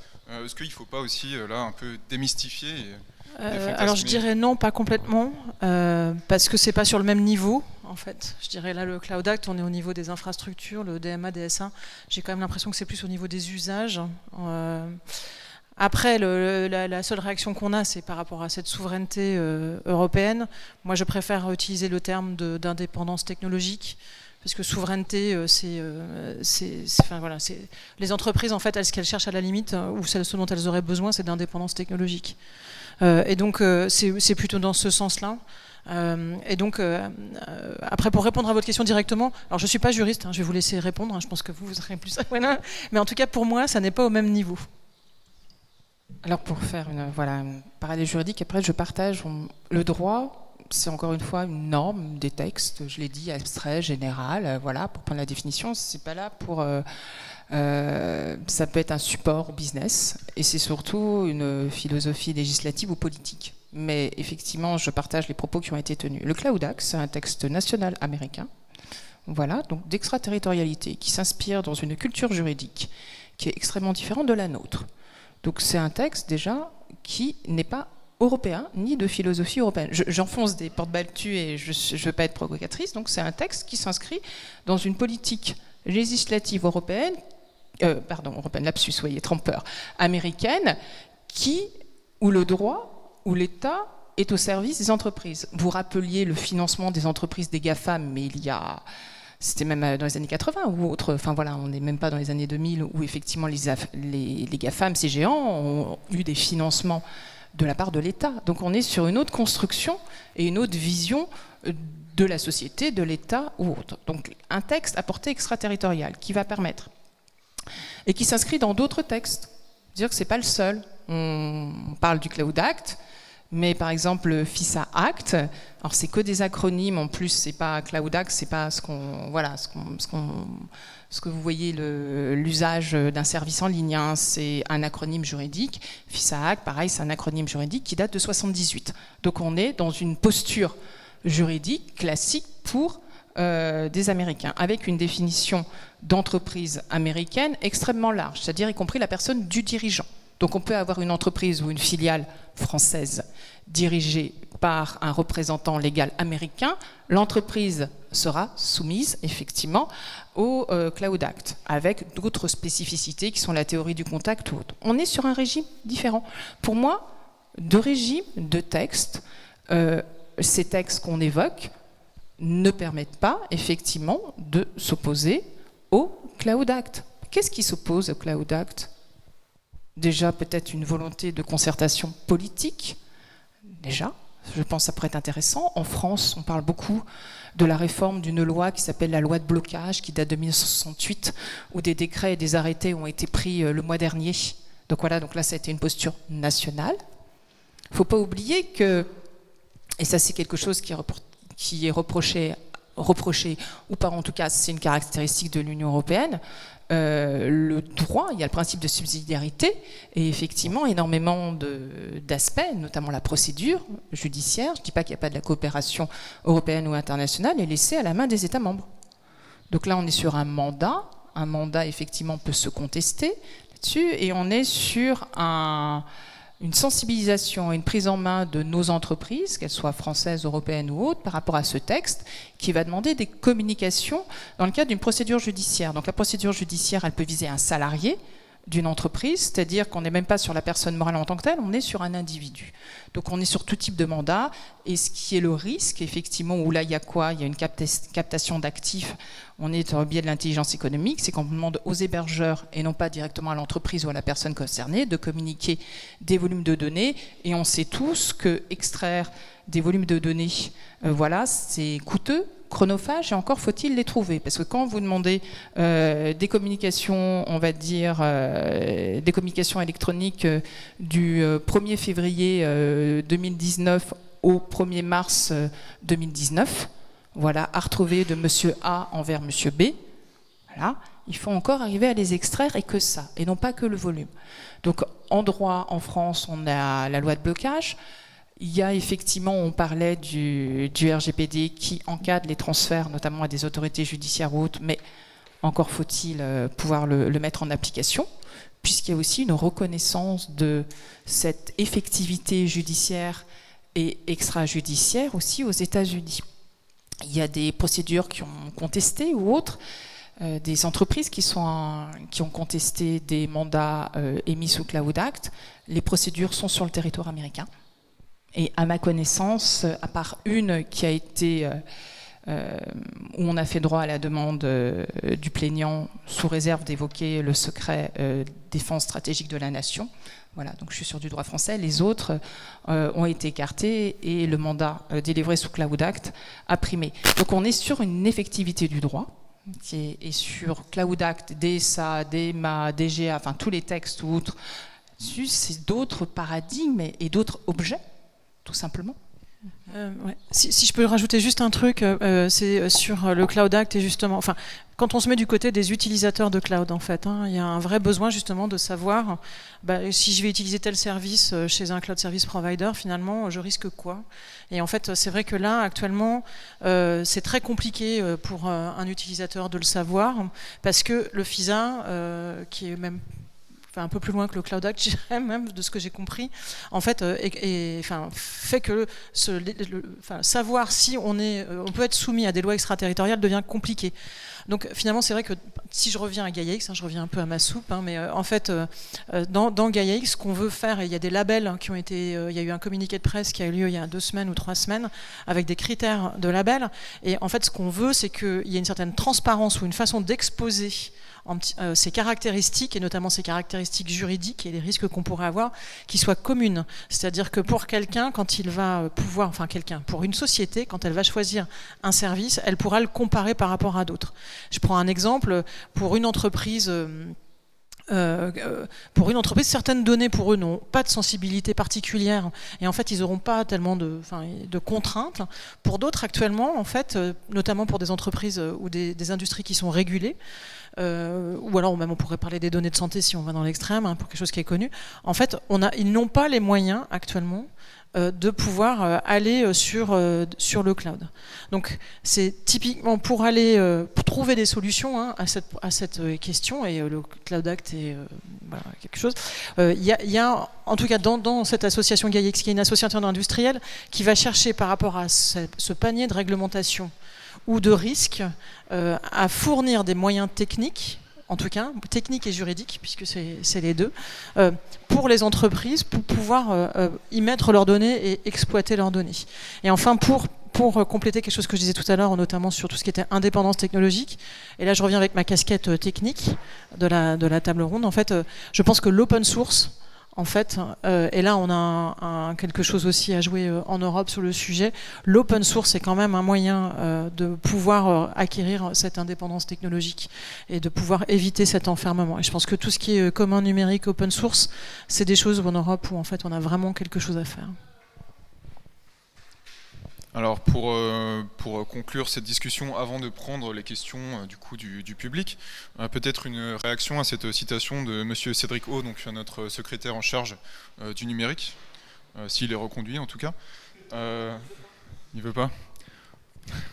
Non, mais j'ai cru qu'il voulait faire autre chose, mais j'en sais rien. Bon, en tout cas, il a pu nous dire, il a en tout cas pu déclarer, en renforçant la compétition, nous allons avoir plus d'innovation. Donc au sujet évidemment du DMA, du DSA. Voilà, peut-être une réaction collective à cette citation. Est-ce qu'on est dans les rêves? Est-ce qu'on est dans la réalité? Moi j'ai été enforcer, comme on dit, droit de la concurrence. Donc moi j'adore le droit de la concurrence et j'aime beaucoup ce qu'on appelle la concurrence par les mérites. Juste une citation, une de Barack Obama en février 2016. Nous avons créé l'Internet, les Européens ne sont pas capables de rivaliser, ils utilisent leurs droits pour nous mettre des bâtons dans les roues. C'était pas Monsieur Trump, c'était Monsieur Obama, et c'était en 2016. On voit que tout ça n'est pas très récent finalement. Enfin, lui, il a fait le Patriot Act. Mais bon. Avoir des contradictions, c'est aussi ça un homme politique. Du coup, on peut peut-être passer aux questions du public.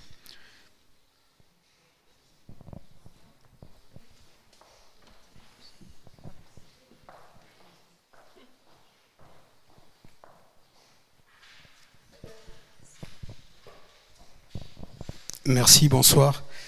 Merci, je suis désolé pour la voix. Merci d'abord pour la vulgarisation efficace sur les explications et puis sur l'honnêteté du travail qui a été mené et qui est effectivement une vraie réaction à ce qu'on subit et qu'on n'a pas vu venir. Je ferme la parenthèse pour essayer d'être un peu plus positif et par rapport notamment à ce qui vient d'être dit avec GAIA-X et divers projets.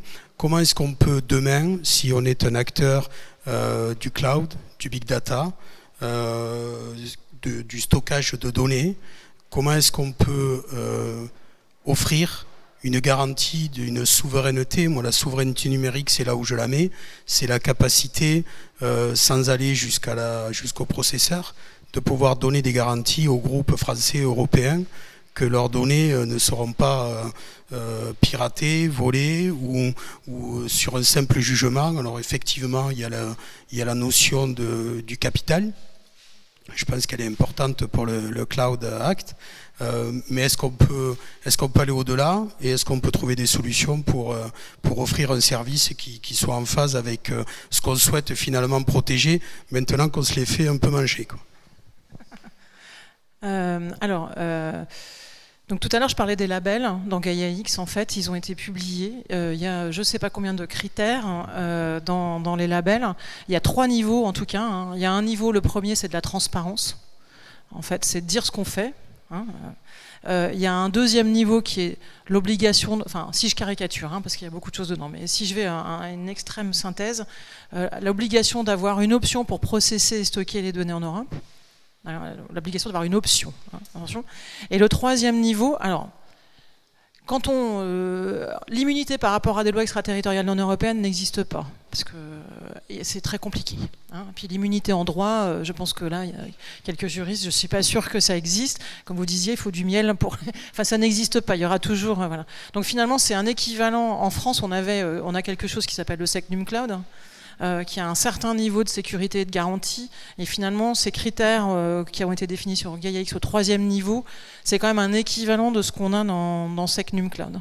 Donc, je ne peux pas répondre directement à votre question parce que c'est hyper compliqué. En fait, il y a des côtés au niveau cybersécurité, juridique, localisation. Il y a énormément de choses, en fait. Et on voit par ce qui a été dit, les lois extraterritoriales, parce qu'il y en a aux États-Unis, mais il n'y en a pas que aux États-Unis. Hein, il y en a partout. Et en Chine, il y en a aussi. Et du coup, c'est plutôt de se dire comment est-ce que je peux garantir, et comme je disais tout à l'heure, et ce que vous dites, en fait, il y a certes pour des entreprises, une même entreprise, pour certaines données, ils n'en ont rien à faire. Pour d'autres données, en fait, pour eux, c'est leur sécurité, quoi. Enfin, je veux dire, c'est leur propriété intellectuelle, voire simplement ça, voire même plus, c'est des infrastructures. Si je prends l'énergie, par exemple, c'est des infrastructures critiques. Donc, ils ne peuvent pas mettre leurs données n'importe où. Donc, voilà, il y a des labels dans Gaia-X qui sont une façon de faire. Et après, je redis, l'open source, je pense, c'est quand même des moyens de vérifier en tout cas. Hein. Et les labels sont associés aux services des cloud service providers. Ce n'est pas un label pour un cloud service provider, c'est à chacun des services, comme Secnum Cloud.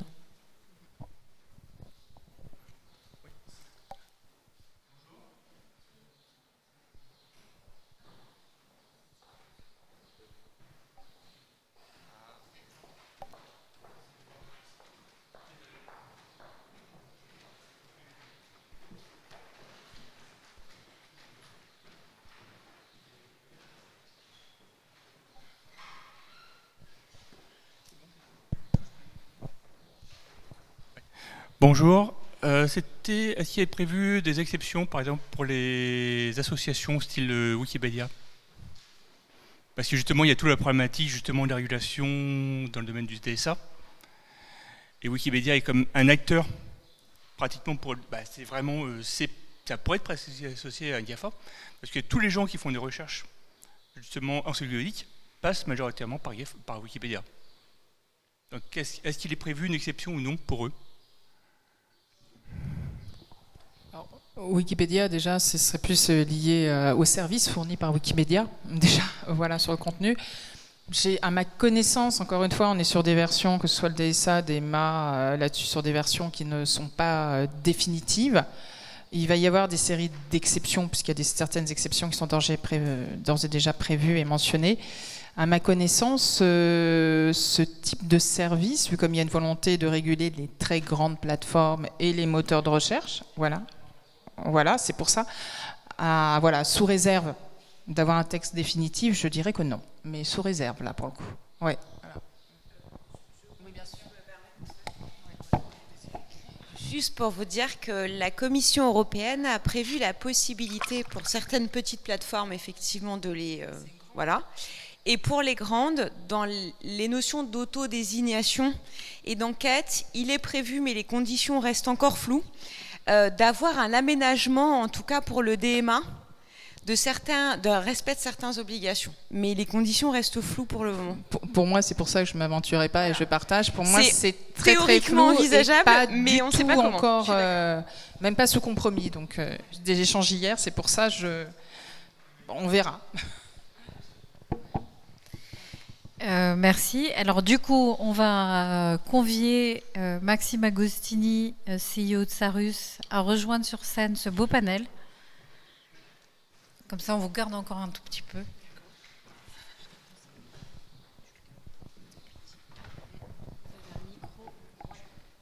Bonjour.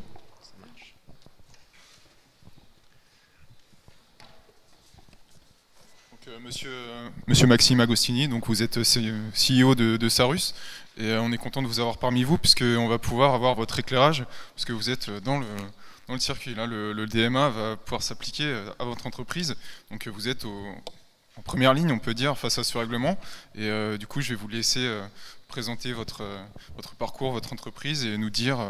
avoir vos retours concernant ce nouveau règlement qui va peut-être chambouler certaines de vos activités. Oui, bonjour à tous, merci. Peut-être je vais dire un mot sur ce qu'on fait et éclairer ça au regard du DMA. Donc chez Sarus, on est une société française qui permet d'analyser des données avec des garanties de privacy. Donc c'est un logiciel qui se met entre la donnée et l'utilisateur et on va garantir que la privacy des individus de la donnée est préservée dans toute l'analyse. Donc c'est un peu la base du data sharing, du partage de données, sauf qu'on ne permet pas le partage des données. Parce que garantir la protection de la donnée, si on regarde finement ce que ça veut dire au sens strict, ça empêche de partager la donnée. Mais notre logiciel permet de le pallier complètement en permettant de partager tous les insights de la donnée. Donc ça peut être des modèles de machine learning, ça peut être des analyses. Donc on se projette directement dans le résultat, l'analyse, le machine learning, et on ne passe pas par la case partage de données. Et pourquoi on fait ça? Ceux qui s'intéressent un peu à la théorie, il y a une théorie moderne de la privacy qui s'appelle la differential privacy et qui dit que en fait, on n'arrivera jamais à obtenir ce standard mathématique de garantie si on partage la donnée. On peut trouver des approximations de ce qu'on appelle parfois communément l'anonymisation. Le problème de ces approximations, c'est qu'elles reposent sur des hypothèses qui sont souvent arbitraires sur qu'est-ce que pourrait faire un attaquant pour identifier quelqu'un. Voilà. Donc si on liste toutes les hypothèses, on peut se convaincre qu'on a protégé, mais ces hypothèses sont difficiles à justifier. Et si on veut des garanties mathématiques, on abandonne le partage de données. Donc là, on est en plein cœur de la stratégie de partage de données qu'on cherche à promouvoir. Nous, ce qu'on dit, c'est si on veut aller vite, au sens d'efficacité opérationnelle, si on veut aller vite, il ne faut pas passer par l'étape partage de données. On peut sauter cette étape et partager les insights, partager les modèles de machine learning. Donc à quoi ça sert Sarus? Et c'est là où j'ai envie d'un peu replacer la discussion dans le contexte de où en sont les autres entreprises aujourd'hui. Ça sert à deux choses finalement. À gérer l'accès à la donnée en interne dans une entreprise. Donc avec Sarus, au lieu de donner accès à toutes les personnes qui pourraient être intéressées par faire des analyses, de la BI, du machine learning, on ne leur donne plus l'accès, on va les laisser travailler à travers le logiciel. Donc on a protégé la donnée, donc on peut aller beaucoup plus vite, au sens où on n'a pas besoin d'un processus d'analyse au préalable de risque chaque fois que quelqu'un va accéder à la donnée, puisqu'il n'y accède pas. Il peut néanmoins travailler dessus. Et ça sert aussi à faire du partage donc, de savoir, du partage pour la mise en commun de données à des fins de machine learning. Donc on est en plein dans ce que cherche à débloquer justement l'Europe dans sa stratégie data. Après, quand on regarde où en sont les entreprises aujourd'hui, on s'aperçoit qu'elles sont quand même un cran en arrière. C'est-à-dire qu'aujourd'hui, il n'y a pas plein de gens qui tapent à la porte d'une entreprise, d'une banque en disant j'aimerais bien avoir vos données et la banque ne sait pas trop comment s'y prendre. On est quand même dans un monde où aujourd'hui, en interne, les gens n'exploitent pas encore pleinement leurs données. Donc on a plutôt, voilà, la première étape, ça va déjà être de faire quelque chose avec sa donnée avant d'essayer de mettre en commun la donnée de tout le monde. Ça pourra venir dans un second temps, mais on est déjà à cette étape-là. Une des raisons, c'est la frilosité qui est en partie due à la réglementation, mais pas que, et aussi l'équipement technologique. Donc en Europe, on va avoir un cran de retard, notamment sur l'adoption des technologies cloud, pour des raisons de souveraineté notamment, mais pas que. Donc on a un cran de retard, ce qui fait que les technologies sont plus difficiles d'emploi. Donc il y a 5 ans, toutes les boîtes américaines étaient passées sur le cloud, et en France, toutes les grandes entreprises se posaient la question. Là aujourd'hui, toutes les sociétés américaines utilisent des surcouches du cloud, des Snowflake, des Databricks pour accéder à la donnée. Donc juste parce qu'on parlait d'open source, c'est intéressant, parce que c'est des technos qui reposent sur l'open source, souvent, Databricks par exemple, mais en fait, les gens n'utilisent pas du tout la techno open source, ils utilisent la surcouche parce que justement ça fait des gains opérationnels majeurs. Et du coup, c'est ça qui maintenant envahit le marché. Ils peuvent faire pareil tout seuls en open source, mais pour des questions d'efficacité opérationnelle, les gens basculent sur ces surcouches modernes. Quand on va en France, la pénétration de ce techno a, on va dire, peut-être 3 à 4 ans de retard. Donc nous, Sarus, on va essayer d'aider les entreprises, mais on se projette dans les entreprises qui ont les dernières technos. Donc on vient amplifier en fait le mal. C'est-à-dire que nous, on se concentre sur les technos modernes, parce que ça nous fait aller plus vite. Notre principal intérêt étant notre propre intérêt de mise sur le marché du produit. Et du coup, on va se concentrer plus sur des gens qui auront adopté le cloud, qui auront adopté ces technologies modernes, et on va très vite aller regarder hors d'Europe, hors de France, où il y a plus de pénétration. Donc ça c'est juste sur déjà l'utilisation interne de la donnée. Le deuxième point, c'est le partage. Il y a beaucoup de choses à faire autour du partage de la donnée. Il y a aussi quand même quelque chose qu'il ne faut pas oublier, c'est que la valeur de la donnée, elle est quand même décuplée chez celui qui la produit. au-delà des questions de partage. Donc il y a des exceptions sur des données qui sont très très normées, des données type état civil. Bon, l'état civil c'est bien normé, si quelqu'un a l'état civil, s'il partage avec quelqu'un d'autre, on sait ce qu'il partage. Quand on parle de partager l'historique Facebook par exemple, ça, il y a plein de valeurs dedans, sans doute, mais cette valeur-là, Facebook, c'est beaucoup mieux l'utiliser que n'importe qui autre. D'ailleurs, il peut changer la façon dont la donnée est structurée du jour au lendemain. Il a une quantité astronomique de valeurs qui ne sera jamais mise à disposition de plein de monde. Donc, on voit qu'on n'arrivera pas à craquer cette valeur en forçant les individus, individuellement ou par groupe, à partager cette donnée-là. On n'en extraira qu'une infime partie. Donc, il y a des choses à faire, mais je pense qu'il faut un peu se concentrer sur la difficulté première, c'est la construction en fait, de datasets importants, qui est le point de départ de l'IA. Facebook produit chaque jour un dataset colossal, Google sans doute encore plus, Uber de la même façon, et on n'arrivera pas à siphonner cette valeur-là par petits bouts. On pourra en prendre une partie, on pourra faciliter la mise sur le marché de nouveaux produits, mais on n'arrivera pas à faire un modèle d'IA comme Uber en essayant de s'accrocher, de sortir un petit peu de données. Il va falloir inventer des façons de produire cette donnée, de la produire en commun, plus que de partager et de la sortir d'acteurs qui la produisent pour leurs besoins propres et sans volonté de la mettre en commun a priori. Alors du coup, pour en revenir un peu au DMA, est-ce qu'on peut avoir votre avis sur finalement ce texte? Est-ce que ça va, selon vous, impacter positivement les acteurs? Est-ce que ça va être un coup d'épée dans l'eau, comme je le disais tout à l'heure, vraiment par rapport à vos activités à vous? Alors, je pense que ça va dans le bon sens.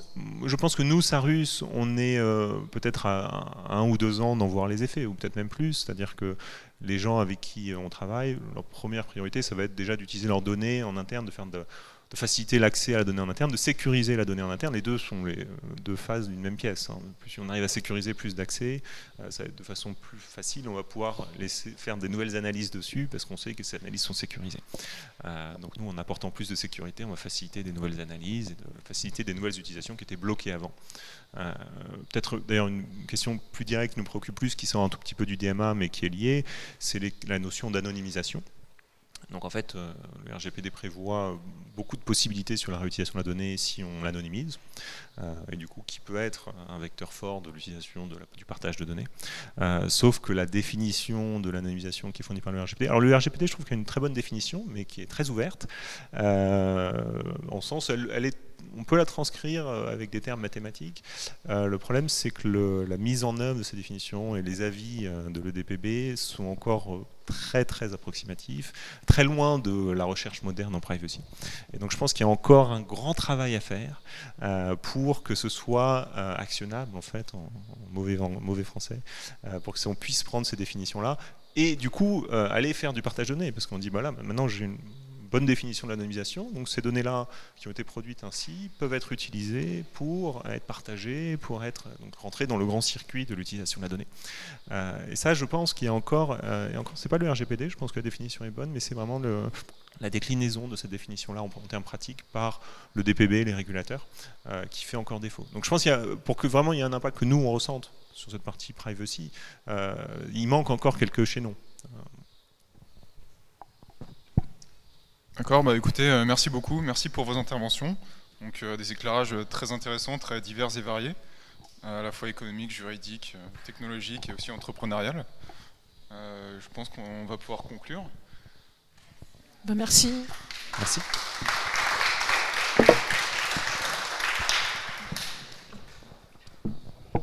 Merci à toutes et tous, parce qu'il y avait une belle représentation mixte. Pour conclure, j'invite Elsa Trujillo, adjointe de l'ambassadeur pour les affaires numériques au ministère de l'Europe et des Affaires étrangères. Et j'aimerais également convier Antoine Allard, directeur de la communication de Cap Digital, pour ses petits mots de la fin. Merci.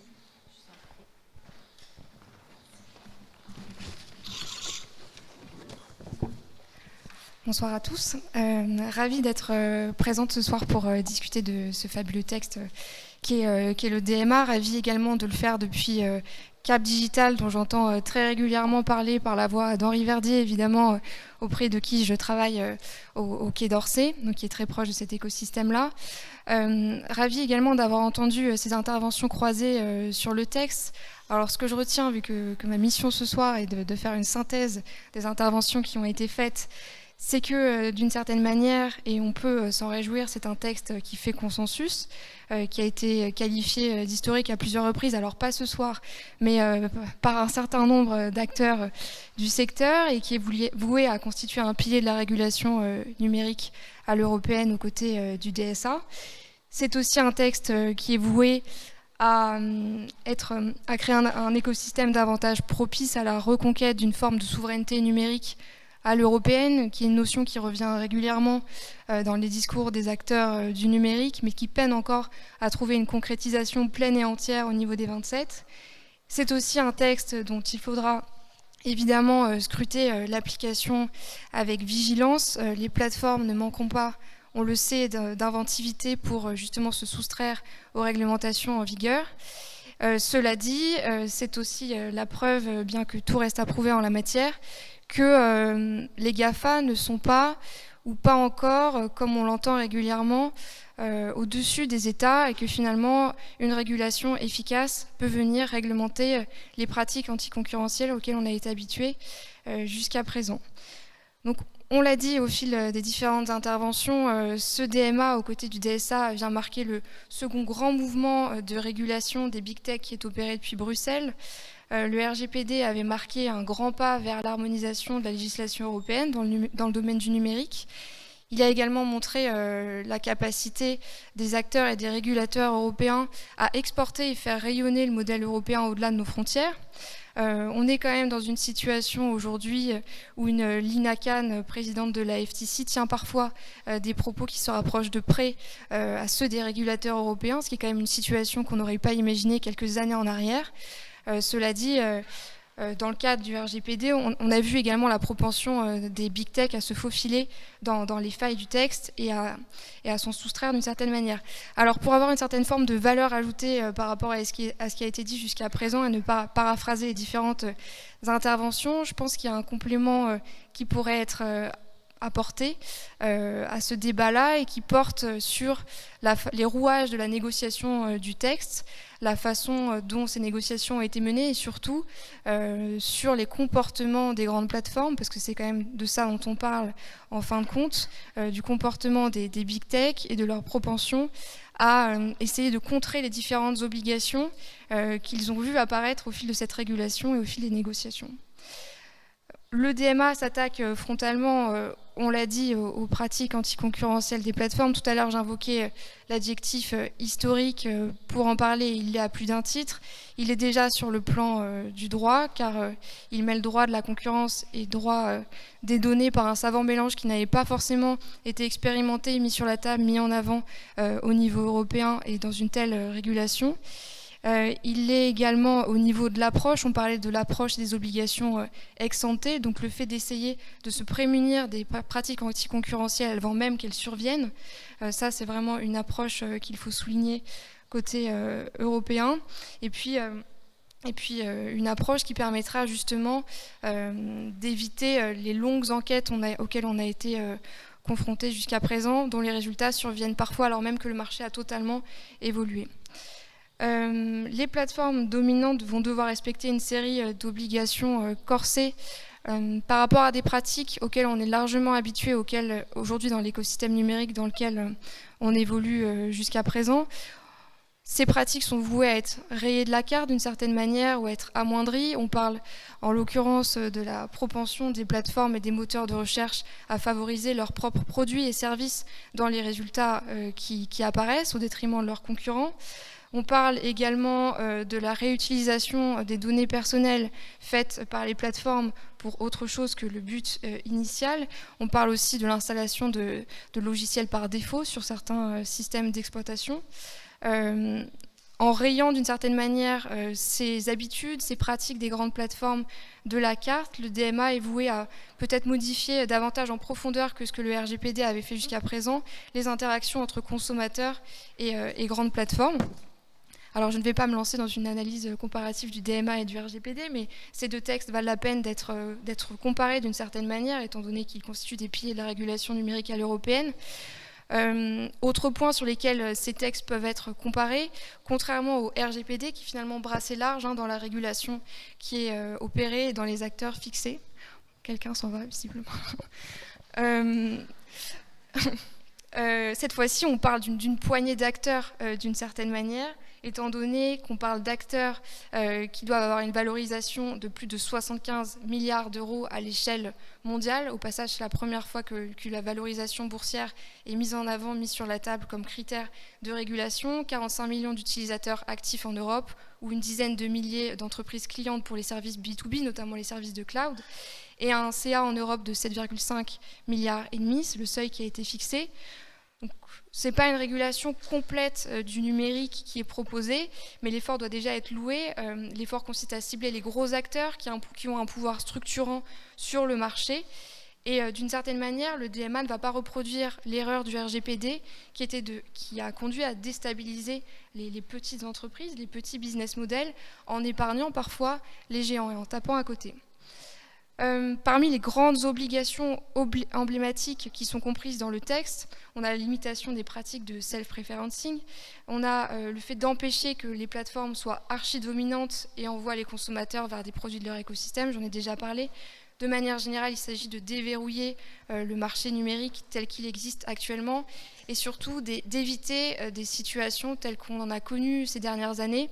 Notamment, moi je pense à l'une des situations qui est parmi les plus emblématiques en matière de concurrence à l'échelle européenne, c'est l'arrivée de Google Shopping sur le marché qui a totalement balayé de la carte les comparateurs de prix qui existaient jusqu'à présent, pratiques anticoncurrentielles qui ont fait l'objet d'une amende colossale au niveau européen, quand même 2,4 milliards d'euros, mais amende qui peine à porter ses fruits étant donné que, du moins d'après quel coût, qui survit encore malgré ce climat-là, 99% des résultats qui apparaissent aujourd'hui liés aux comparateurs de prix sont liés à Google, malgré cette amende qui a été imposée.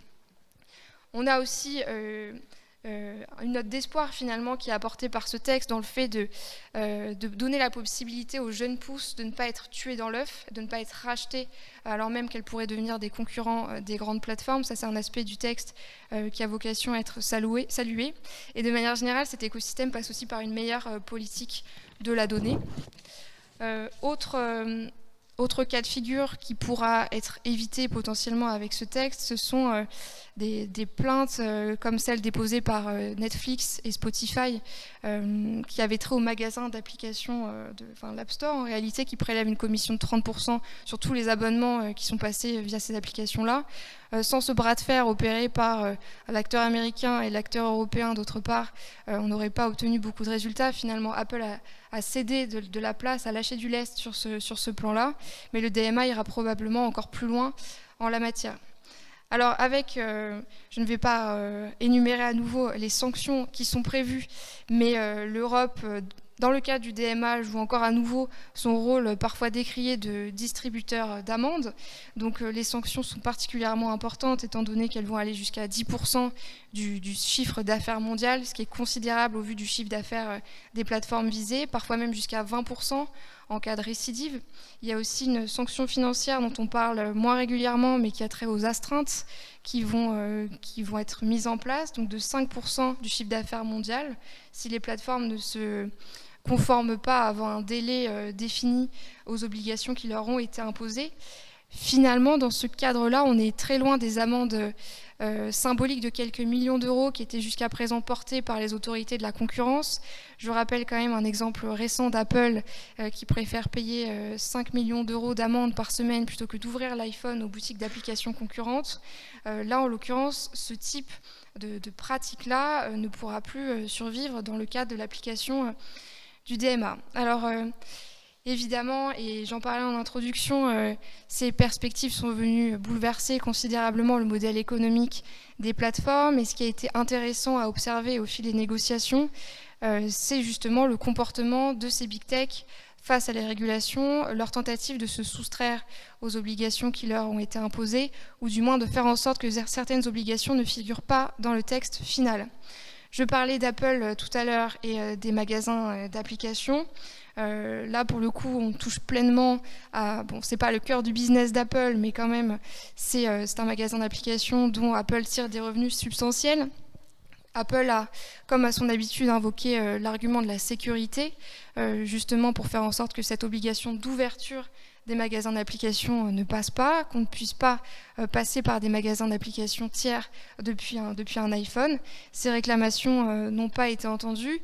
Je tiens aussi à souligner que les autorités françaises se sont illustrées sur ce point-là, notamment par la voie du PRN, donc le pôle de régulation numérique de Bercy, en démontrant par le biais d'une étude que les magasins d'applications tiers, s'ils étaient bien régulés, ne présentaient pas d'enjeux de sécurité pour les utilisateurs et qu'on avait tout intérêt à ouvrir ces écosystèmes d'applications-là. Je passe désormais à Google qui allait jusqu'à remettre en question l'architecture de la régulation et le caractère auto-exécutoire des obligations qui sont prévues. Avec une attention particulière évidemment portée aux moteurs de recherche, puisqu'il y a un article du DMA qui vise spécifiquement les pratiques de Google en matière de favorisation des résultats de recherche de ses propres produits et services. Ce sont également des réclamations qui n'ont pas été entendues. Facebook également a suivi une ligne de défense similaire sur le caractère auto-exécutoire des obligations, mais ce qui a le plus inquiété la plateforme, et donc Meta qui compte quand même parmi son écosystème 3 des applications les plus populaires en termes de messagerie, Messenger, Instagram, WhatsApp, c'est cette fameuse interopérabilité qui est prévue par le texte, qui obligera les grands acteurs qui détiennent des applications de messagerie à assurer cette interopérabilité entre leurs différents services. Alors c'est une obligation qui est circonscrite aux grands acteurs. Les petites applications qui ne répondent pas aux critères qu'on a listés tout à l'heure ne seront pas soumises à ces obligations-là.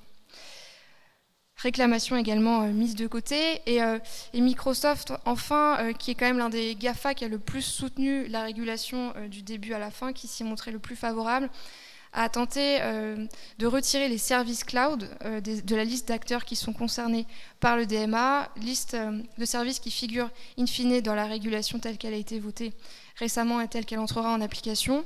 Donc là, on a parlé de toutes les réclamations qui ont été faites par les plateformes et qui n'ont pas été entendues. Mais il y a quand même une position française qui tenait la corde depuis le début et qui finalement ne figure pas dans le texte final. C'est cet outil de remédiation sur mesure. Alors là, je vais perdre la moitié de la salle, mais qui assure une forme de flexibilité du texte et qui a finalement disparu de la régulation finale telle qu'elle a été votée. Ce qui pose des risques en matière d'obsolescence de la régulation, parce que cet outil avait vocation à permettre justement au texte de s'adapter au cas par cas à l'évolution des comportements des plateformes et sur plusieurs années. Donc un regret dans le vote final de ce DMA. Alors le plus gros du travail a été fait en matière de régulation numérique sur le DMA, mais il y a déjà quelques écueils qui pointent leur nez à l'horizon, selon une expression assez peu heureuse.